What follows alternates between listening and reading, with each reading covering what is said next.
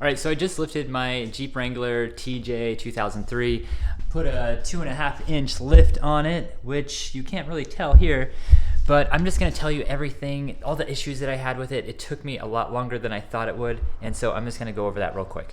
So number one thing I would tell you to get is get PB Blaster or whatever the other one is. I think there's another one that's a little bit better, but this did the job pretty well.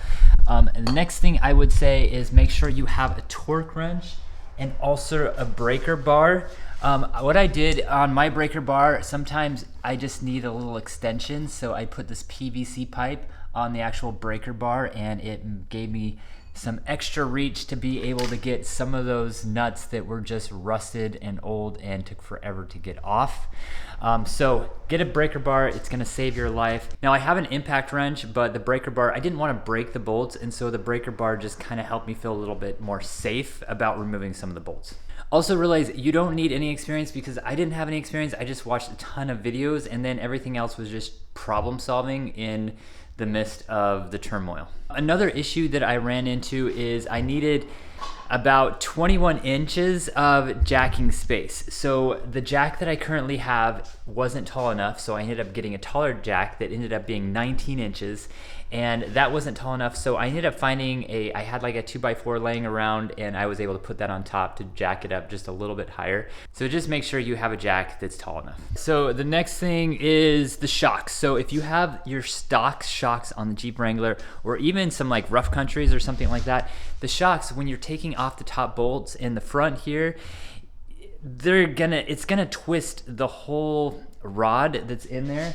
I probably can't show you right now, but I would say as you're loosening those, it's just gonna freely spin. And so I would say just get some vice grips. I mean, you can saw it off. A lot of people just saw it off, or they do that in another video.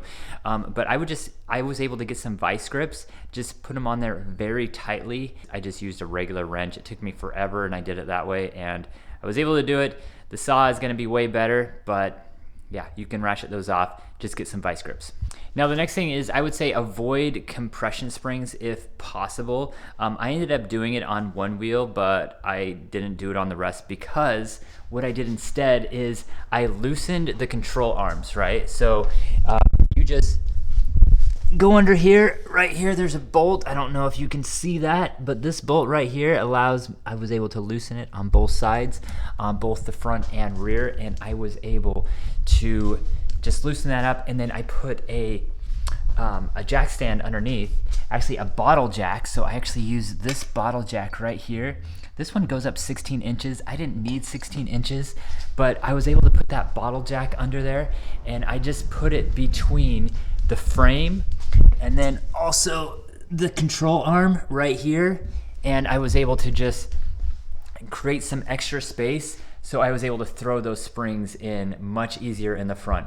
The back ones, I didn't have to do anything. They just kind of fell out as I just disassembled everything. They just loosened up, fell right out. You also are gonna need a crowbar, so make sure you have a small crowbar. I also had a large crowbar, which I needed a couple times, but for the most part, I was able to do everything with like a small crowbar from Harbor Freight. Now, when you're taking the springs out in the front of the Jeep, I found it most useful if I just jacked up one side. So I know a lot of people talk about this in other videos, but just jack up one side of the Jeep on one side of the axle. It just makes it a lot easier when taking the opposite spring out.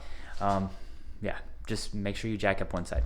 Since I'm finished with this lift setup, I have noticed that as I go over bumps, I'm feeling something weird, and I believe it's the vibrations because of I need an adjustable track bar. I just have the regular stock track bar still installed in it, which that was a pain getting in too. The easiest way to do this, if you can't get the front track bar in, just turn the wheel and it will actually line up. You're gonna need a second person to turn the wheel.